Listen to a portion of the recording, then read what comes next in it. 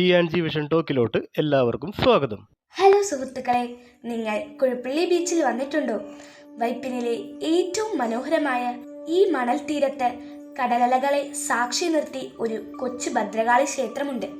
ബീച്ചിലെ തിരക്കുകളിൽ നിന്നും മാറി മണൽ പരപ്പിൽ ശാന്തമായി സ്ഥിതി ചെയ്യുന്ന ശ്രീ ഭദ്രകാളി ക്ഷേത്രം. ശ്രീ വേദവ്യാസ വംശോദ്ധാരണി സഭയുടെ കീഴിലാണ് ഈ തീരദേശ ക്ഷേത്രം പ്രവർത്തിക്കുന്നത്.